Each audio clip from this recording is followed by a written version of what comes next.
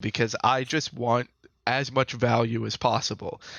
Even if I am just sacrificing the entirety of my game, if get more value than you, then I feel like I've won, even though my life total hit 0 before yours, and I get a defeat screen. I can go to bed thinking I had more value than that guy.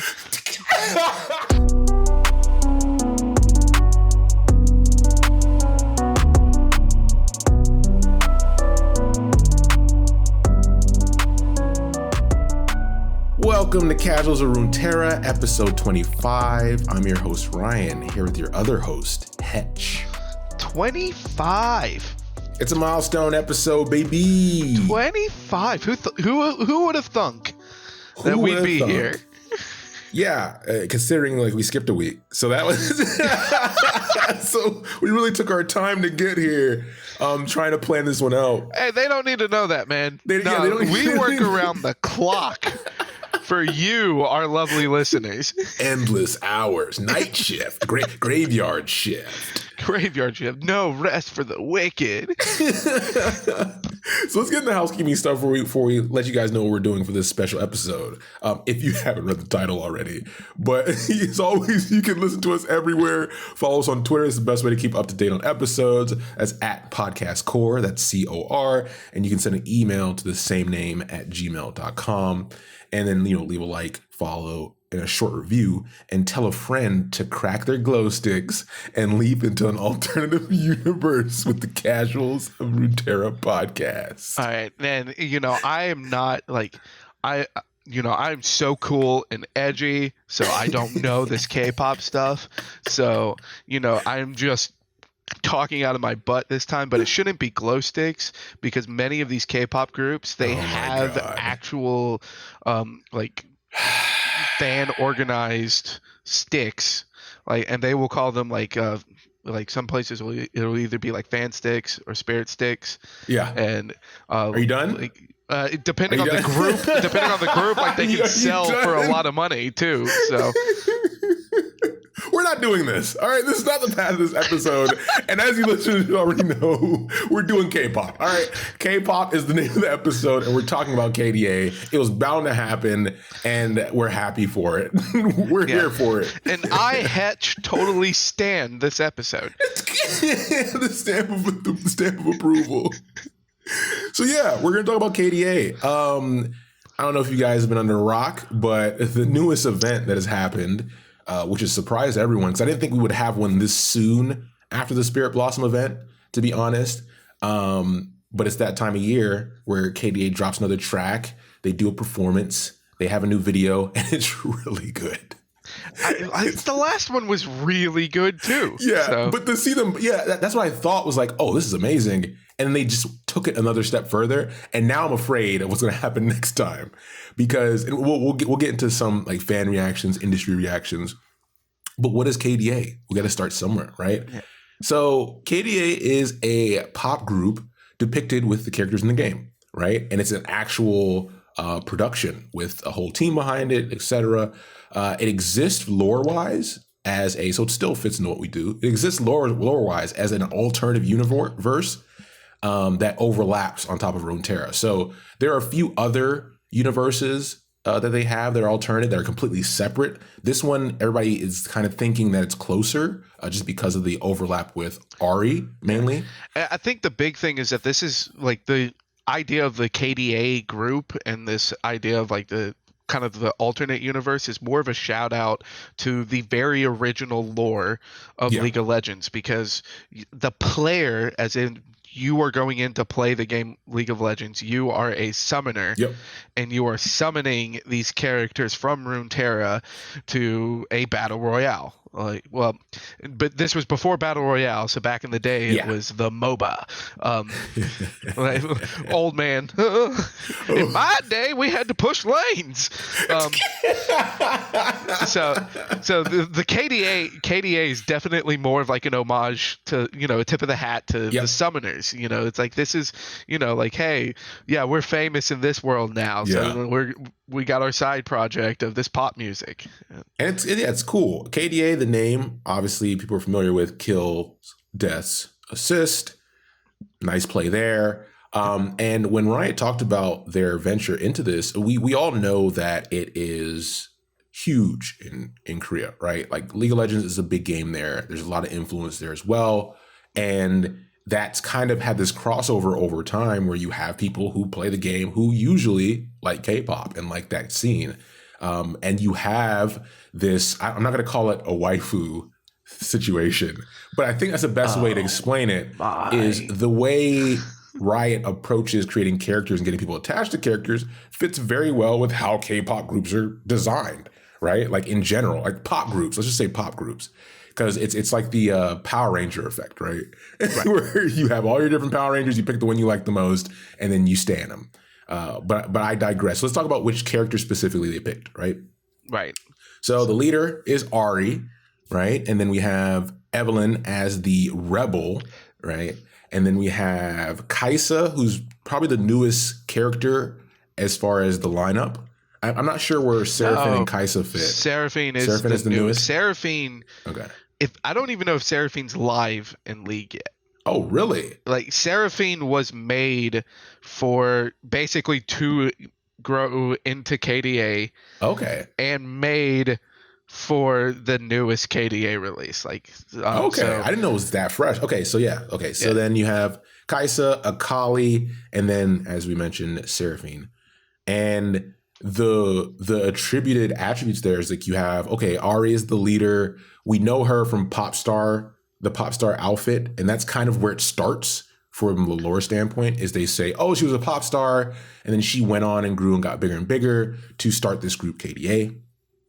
And then that moves into Evelyn coming in, where Evelyn is represented as a, one of those, and we've seen this before, one of those artists who just can't be a part of a group type situation. And in the US, we refer to them as the divas. The divas. Has a solo career, very edgy, but really good friends with Ari. So Ari convinces her to come do this KDA thing. Kaisa functions as the choreographer or the lead dancer, which is a concept in K-pop that you have where that person usually focuses on the dance stuff. When it comes to vocals and everything else, they have their parts, but that's what they bring to the table. Then you have Akali, which is represented as someone who's like a rap pop prodigy who's pulled into the pop world to be a part of this group to round out the initial. And that's what we get to begin with. That's our first introduction to KDA in 2018. Right. And for anyone that like is either new to K-pop or may have followed it, like this really falls into line of like the Korean formula of creating a pop group. And it's not like some, conjecture or anything. A lot of the big production studios openly talk about following this formula when forming a group. So you would have like your lead vocalist, your what they call the visual line, which are characters which are artists that are there mainly just for physical appearance, which is very important in Korean social standing. And then you also have the choreography line, so they're mainly there just for dancing, like they're going to be the lead dancers, always be at the front of the hardest sequences. And then you have the rap line, which is just kind of more like for modern taste of music. Like hip hop has grown. Yeah, and even in K-pop, you get a lot of crossovers there, right? Like I think Blackpink's a good example where Lisa the rapper is also the dancer. Like she's the one who helps like the other members remember choreography, and they talk a lot about it in their behind the scenes stuff. So that's cool. And I think what's happening as well, and I won't go too far, is that as K-pop groups get smaller, right? We're getting away from the 12-person, 11-person groups. You're starting to get the multiple roles and getting more versatile pieces. Correct me if I'm wrong. No, you're absolutely right. You're absolutely right. I've just been here for a long time, so it's just like this moment where it's like a pain in my heart, just remembering SNSD back when they were 9 members, and then it's like, no, it's okay. Twice is holding the 9-member number just fine. I'm okay. I'm okay. So you mentioned Seraphine, and she's a cool concept as being introduced to this. So actually, let's bounce around. Let's talk about that debut. So Popstar came out. It was debuted with Worlds. There was a performance, and the video was released the same day, right? And that was a big I want to say a big leap for a lot of people because it was like, okay, they're doing this pop thing, they have the skins in game, that's cool, but the video was actually like really well created. Like the vocals are solid. It's not like they're a parody group of K-pop. They are a legitimate group of well done, like good singers, good rapping, and everything. Like they put the work in, so it doesn't come off as disrespectful, and it worked. Yeah, and it's like a thing that does get lost as far as at this time is that the very first one was for 2018 Worlds. So this was also like one of the biggest one at that point. I think it was like record setting for a Riot Worlds event because An that was esport event in general. Yeah, that was it. Yeah. Held in Korea, and specifically at 2018, obviously KDA has built up the popularity because the artists that they hired on to do this are very talented. Yep. But in 2018, these artists were technically nobodies. Yep. Like even the Korean idols that they hired on, which are two members from the group G Idol, G Idol debuted in 2018. Yep. Like that was their rookie year, and they got hired on to the largest esports event, or the record-setting esports event at that time. Riot like clearly was able to kind of have their ear to the floor as far as hearing out new fresh talent to bring on to this project, which I think is another thing that kind of blew people away because the very first video is super well done. The live performance at Worlds was awesome, and when you're looking at it, it's like, who are these people? Yeah. Like you're watching it, you have no idea who any of the humans behind it are, and it just kind of brings those characters to life even more. It breathes a nice bit of realism into KDA. Yeah. So I'm happy you mentioned that because, so that's the real singer counterpart is, you mentioned the two members from G Idol, and I hope I don't butcher their names. Is it Mion and Soyeon?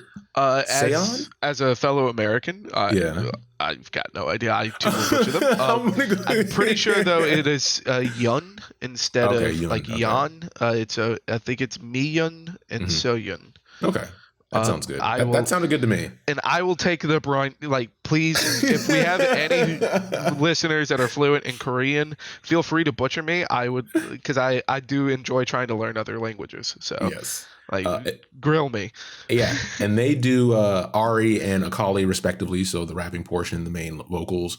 And then the other two who are American artists, who also are both very young and very up and coming, is Evelyn, done by Madison Beer, and then Kaisa's done by, I think it's Jyra Burns. That's how you pronounce that? I think Jyra. And you couldn't tell that they weren't. I mean, they have the voices for it.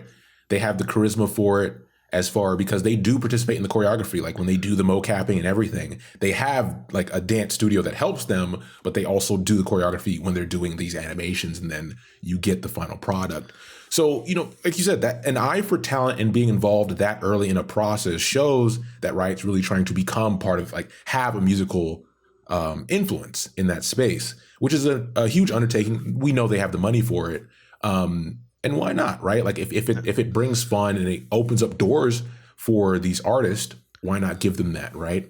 Yeah, and I think that's like specifically looking at the American artists. I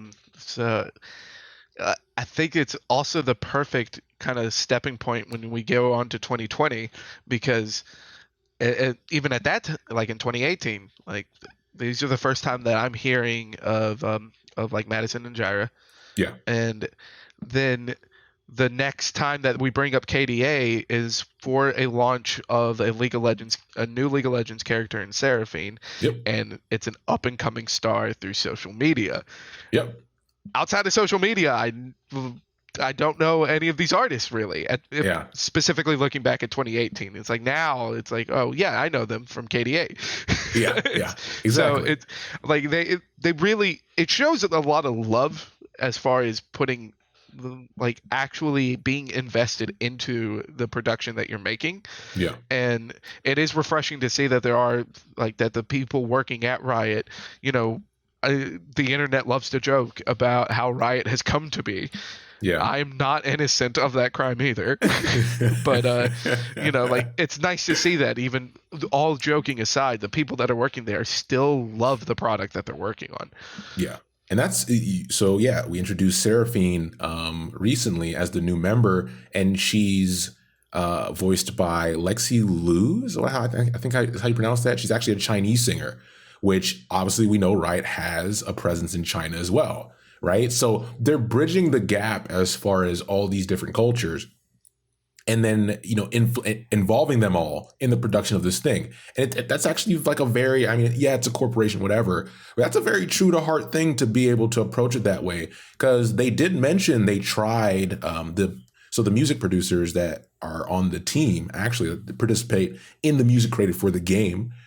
They said, it was a huge undertaking, but they wanted to make sure they got it right. This was the most they've ever done in the musical space. And then also they tried an option where it's like, okay, full Korean or full Western, right? Without the mix of all of them. And the fact they end up landing on the mix of all of them creates the product that you see now. And you're actually seeing it in a lot of K-pop now, right? Where you're having more English inserted. On the rapping side, you have this creative thing where, like, even Korean trap rap is something that is unique because you get to work with the Korean language and English, and you get these cool ways of presenting bars and working around beats, and it's like the next level, right? And it feels good to listen to. Like I've had people listen to Korean trap rap before, never listened to it before, or don't even really listen to rap, and there's like, it sounds cool, and I understand some of it. and it's also like, even looking outside of KDA, like K-pop in general obviously has had a ton of growth. Like a lot of people now, even being outside of it, have heard of groups like Blackpink and BTS. Yep. And even if they didn't have like that global recognition, like BTS did a song that is all in English to a disco beat, because disco sells well in Japan. Like it's like, yeah, like it's music is becoming more of a global thing, and that's a different podcast. But, yeah, that's our other podcast. We'll pitch that at the end. I mean, KDA is the perfect example of showing like how it is growing, or like how it's connecting more people, I think would be a better way to put it. And we do see that in the success that KDA was able to see back in 2018 and again in 2020. Yeah. Because it was the debut song was #1 on Billboard digital sales charts and Apple Music K-pop category. Like, for a video game company, that doesn't seem too bad. So that takes us to the response. The response was all positive. I think you had, like you said, like you mentioned, you had the cynical trolls be like, oh, of course League is doing K-pop, like it's some kind of side thing. But then they watch the video, they listen to music, they see the way it's presented, and they're like, oh no, they're doing it. This is not a game. And the performance was a big aspect of that, because they integrated like essentially augmented reality effects with the actual performance. So you had the singers come out, you had the models of the characters appear on stage doing these things that you couldn't have the human counterparts do, right? Wow, so they're both performing, but you're getting this kind of, it's almost like a fireworks show type of approach to things. It reminds me of when you have, right now what's popular is you have drone shows, like drone light shows. Yeah. Where you have like multiple drones, and then you also have fireworks. So it's like the best of both worlds. You have this new technology type thing, and you have that old world, shoot in the sky and watch it blow up and then yell, right? And that's the thing I think is the best analogy for what's happening with this, because that was the first performance. And then for their second one, which they did this year for Worlds, unfortunately, COVID got in the way. So they were limited on how they could present things, but they took it a step further and tried to refine it more, where the models looked a lot better. They're a lot more fluid. The dance choreography lined up a lot better. And then the set pieces they're taking, because remember, that's a big part of Korean, or for Korean pop, is that the set pieces are a big deal. And that comes to live performances as well. So they're making sure they cover their bases and not skimping where's important. And the fans have responded. I mean, they're hitting numbers like a normal K-pop group. Like, they are one of the best. It has to be good. Like if you're getting mad recognition, like it's not going to just be baseless. Yeah. And I will say that as far as like with the like there's always like the either like trolls or the cynical response, and we get to see that too as far as in Runeterra, because I got to see a few posts on Reddit where people were complaining about how KDA was getting added into the game when it has nothing to do with the lore, which again, this is kind of more of a nod of the hat to the old school style. Like, you know, you are the summoner. Like this is bringing the lore into our world. Yeah. So it's supposed to be fun because games are fun. Yep. And like, so we get to see that too, but then it's like, you know, try to think of it of the bigger picture. Like, even if you don't like all the content, this is going to open doors for more cool stuff. Yep. And Riot is showing that like they're not skimping on the amount of effort that they're putting into these side projects. Yeah. Like you can't skimp on the effort and hit top of the billboard. It doesn't work like that. Doesn't work like that. Ask anyone that's interested in music production, and they'll tell you there's work in it. Yeah, and you talk about it growing and getting bigger, and I want to put a nod to, this is a concept that's not anything new. So even the people who are trolling and are on the negative side of things, they should probably understand that you do have things like the Gorillas, right? You do have Deathclock. These are two great examples of groups that have been around forever, since we were young. And that same concept of having a character that's drawn, or like Gorillaz is essentially one guy, but it's a group that's represented. There's a storyline. They all have a lore to them, and he has won a lot of awards for his performances, and he's topped the charts a good amount of times, and it goes down as one of the groups that's like pivotal in music in that genre. Yeah, and Deathclock obviously got popular off of the show Metalocalypse, and then the show had to slow down because the band couldn't stop touring. It's like people were still showing up.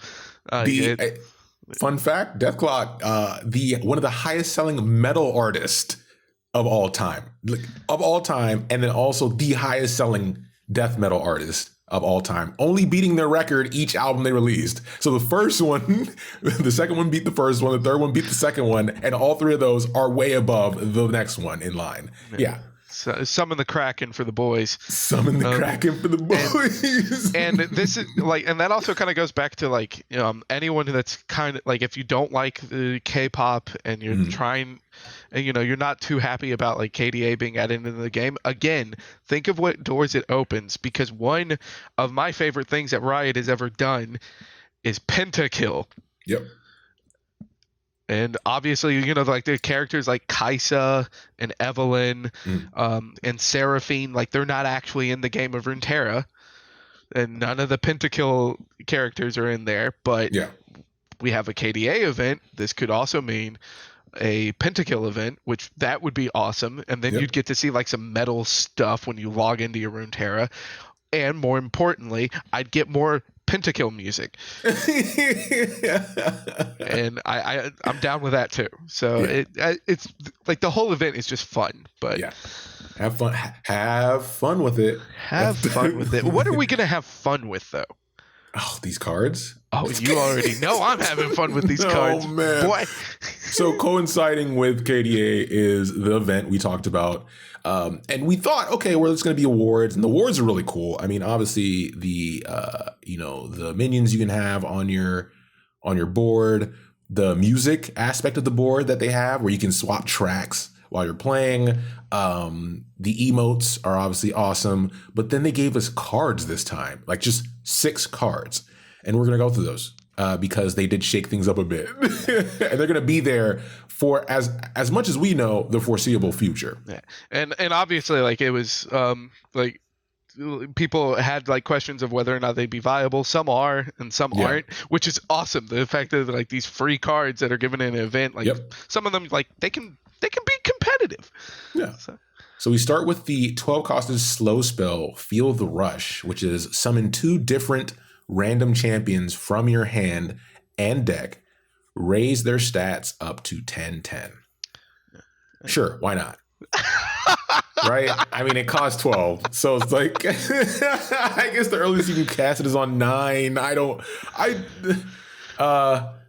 So Feel the Rush was actually like the second card that I actually got to see, because I think it was I think Swim was playing this, but playing this in a Trundle Lux in Freljord. And so then like this with Lux is kind of beast mode. But like another thing that is awesome about this card, and this is like the most underappreciated thing that I didn't even think about until I saw it in a Mega Mogwai video. So Feel the Rush gives mad value to a previous card from Shadow Isles, which is Passage Unearned, which is a 3-mana fast spell, and obliterate all units that were summoned and not played this turn.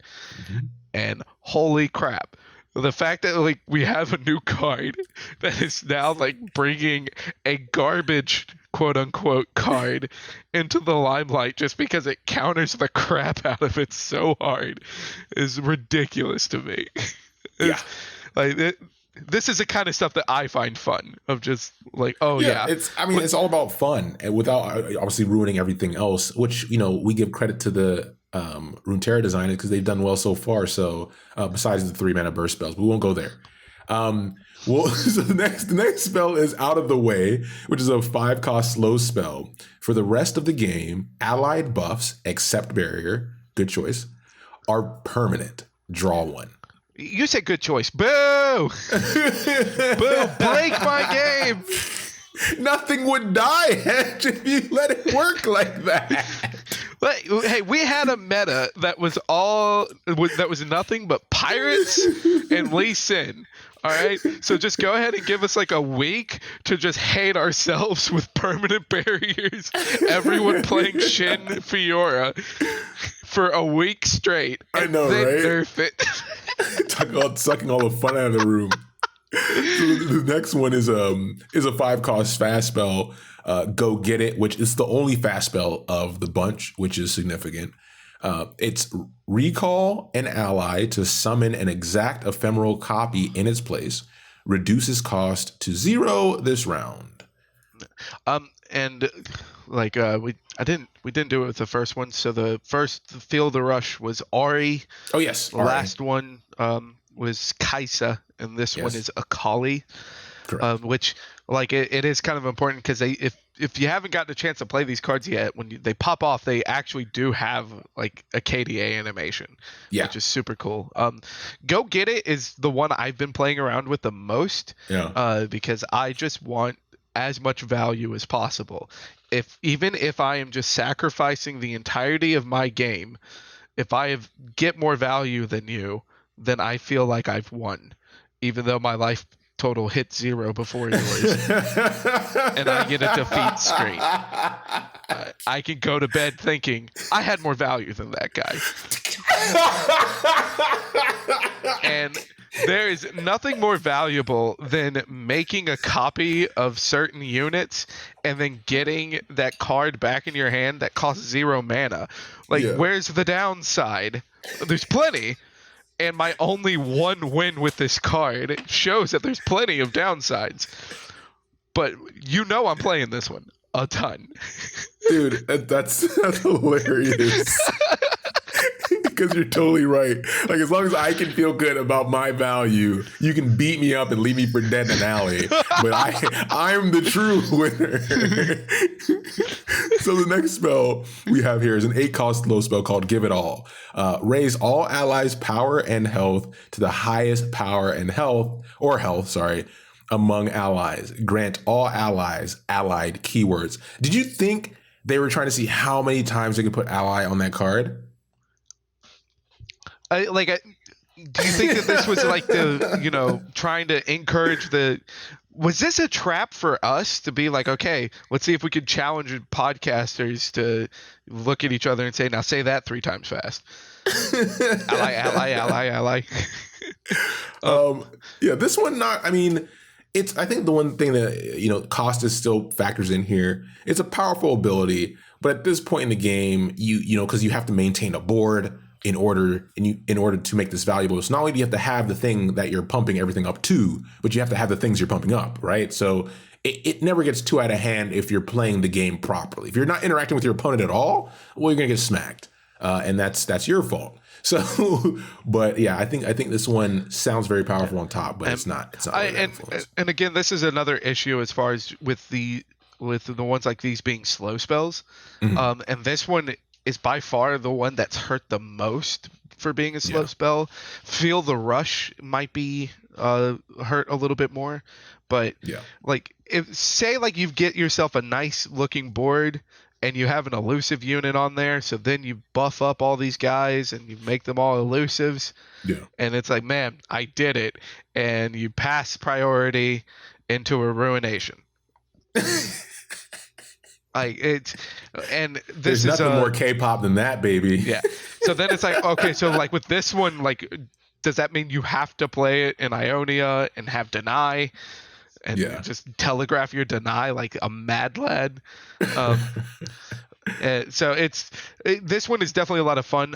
If like the most fun I've had with this one though is not my credit. Swim has a great clip from his stream with playing this card in discard aggro, and he is just going off for like 3 minutes of like, I won solely because of this card. It's just this one. If this was a crazed chemist, like we would have lost. Like if I built my deck like a real person, we would have lost this game. So, and I'll let him have all the fun for me. That's funny. And this one's associated with Seraphine. Seraphine. Yeah. And the last card we have actually has 2 parts to it, which is Evelyn's card, which is Go Hard. It's a slow spell that costs 1.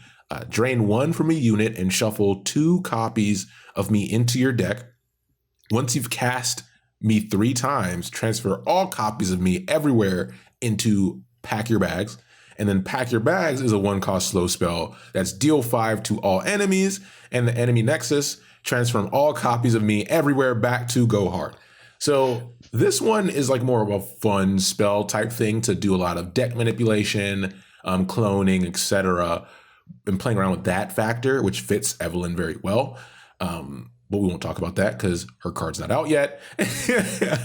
But yeah, so this one is that last effect. Like once you transform it, sounds very powerful because it is very powerful. But to get there, you have to jump through so many hoops, and your deck really has to be centered around it. So it's not really that dangerous. It is definitely a build around card, and it is significantly more forgiving than all the other KDA spells, because yes, it is a slow spell, but it's only 1 mana. Yep.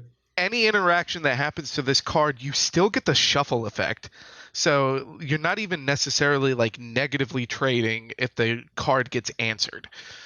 Like you still technically come up ahead as far as just like deck count. Like you never fall too far behind with it. And at the end of the day, it's a 1 mana investment. So this is a card that you can use in a control deck where it is natural for you to try to spend as little mana as possible to pass priority and be reactive. It's so much easier to be reactive after losing 1 mana in comparison to being reactive after spending, say, 5. Yeah. Like this card is by far the most flexible and the most competitive. Yeah. And it's like with those reasons, that's why I'm not playing it. Like it's this one's like technically okay. I'm not here for okay. I'm here for go get it value. Go get it value. Hedge is gonna go get it. So yeah, that's all the cards they introduced, and like we said, they have all the cosmetic stuff. The event's still going on, so if you're not playing it yet, get in there and play. I think it's going on until the 24th. I could be wrong, 24th or 28th. I can't remember.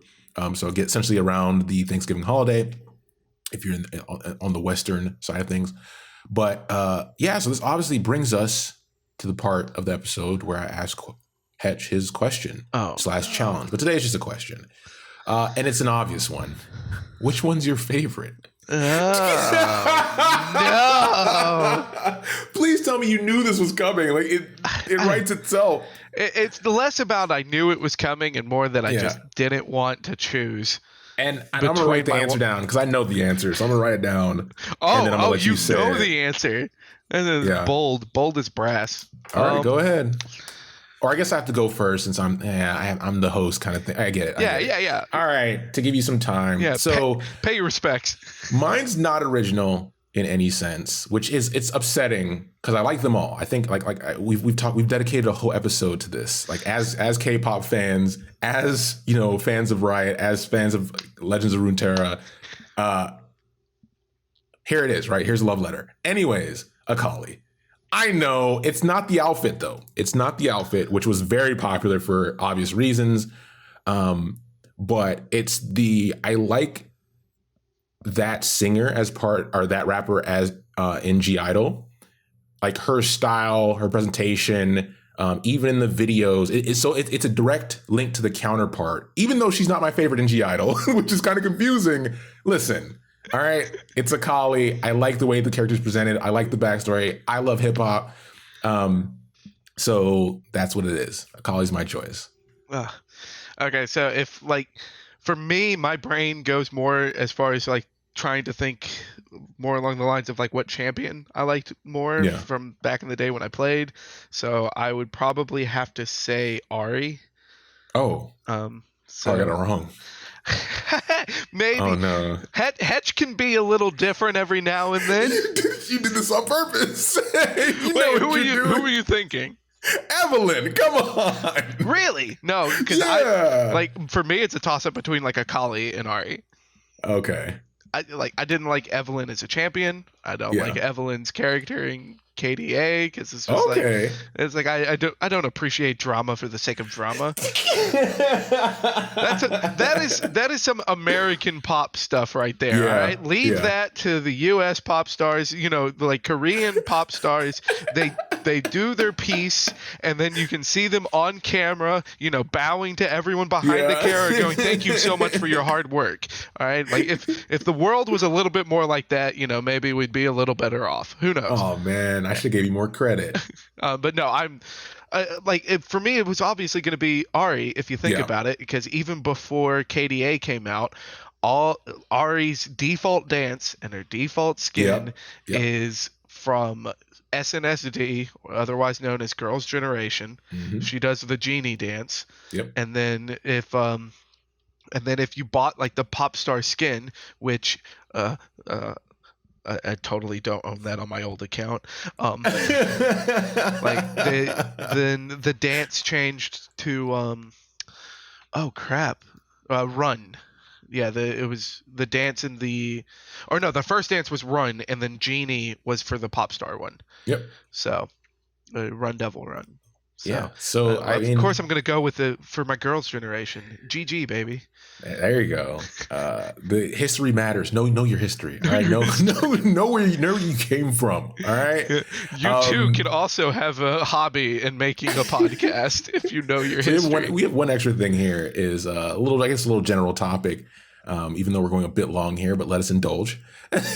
So what could KDA in lore mean later? Again, I kind of touched on it before. I think specifically for Runeterra, it's going to be, opening the door for Pentakill. I think bringing in Pentakill is going to hit a different audience than you would hit with your K-pop audience. They've already put out 2 albums through Pentakill, which both of the albums are sick. If you haven't listened to it before and you like yourself a good bit of your power metal, think along the lines closer to Dragon Force or Dream Theater, they're really, really good listens. Yeah. But I also think that there's a lot of old fan art stuff that caught popularity back in the day that this opens the door for, or even some of the things that used to be in the old lore of Runeterra to bring back. I think this is a great way to open the door for champions like Gragas, because Gragas, back in his old lore, his popularity in fighting in the arena of the League of Legends brought him over from the world of Runeterra to live in our world making beer, and thus he created Graggy Ice. Draggy Ice then inspired the skin for Olaf, where he Yep. is Broloff. Yep. And he's There's a fighting with lot the there. old boxes of Groggy Ice. There's a lot of like the fun, like quote unquote dumb things that I think that this opens the door for it. That's a great point. And I want to also give a shout out to True Damage is also possible as well, because Akali's character is remember, because she was a pop or a rapper at first who blew up and then was pulled into the group. Well, she had another collective, a hip hop collective she was with, which was True Damage, which is another set of characters that could be represented on that front, right? So there's a lot they can do there. And on the merchandise side is something that Riot's not really big into. I mean, you would think for a company their size, their merchandise would be a huge focus, but it's kind of light. It's on the light end as far as what's available. So this, consumption and this blow up of, because K-pop has blown up this year, like this year and last year have been massive. So that being said, to have KDA also release something this year and have it be a big focus because, everybody's at home, the whole concept of something being virtual, there's a lot of layers here that stack on top of each other to make this a great push into that space for more people to grow that audience. So, because you have a lot of people now who never would have listened to K-pop that are listening to them regularly and going back to learn the history, right? And going back to learn what they missed. And it's kind of amplifying their experience compared to people who haven't been in it for a while. Yeah, and I did not even think about True Damage. Yo, anyone from Riot listening to this, take the KDA production level, throw it at True Damage, have that in my email in like 3 months. Have it on my desk. On my desk in 3 months, or else. And that would be sick. That would be a hell. That would be a hell of a release. Oh.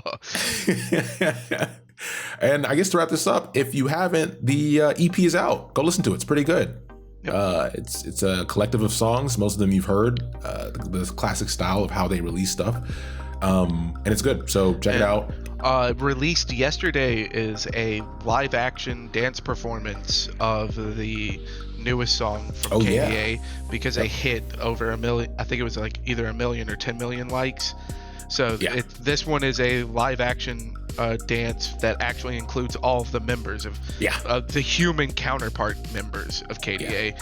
It's out on YouTube now too.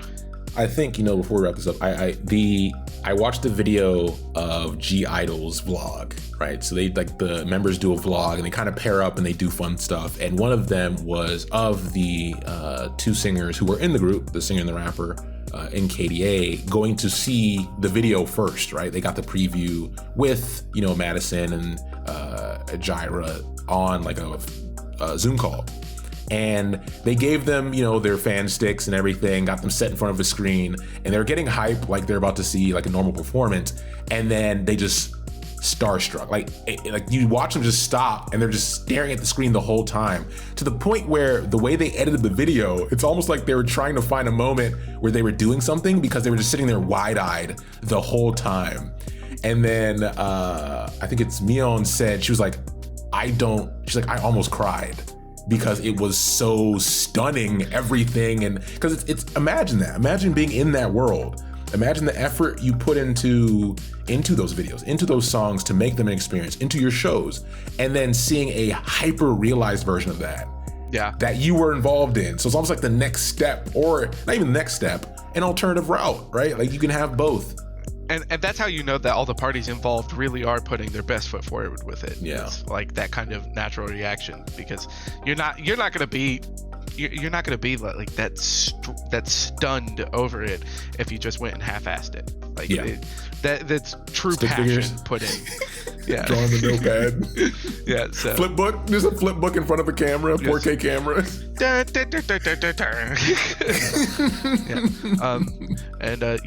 Shout out to to Jaira. If we butchered your name, feel free to give us a follow.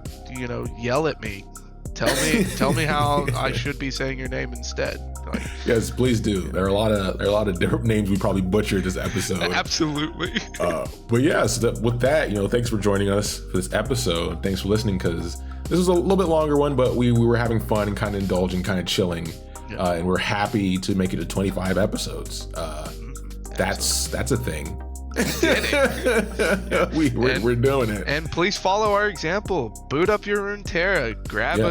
Grab yourself a 3 copies of Go Get It. And go have fun. Don't push your agenda here. Go have fun. Go play on casual for a little bit and just see what dumb stuff you can pull off. Send me your lists. I want to know how I can be better while also being dumb. It's too true.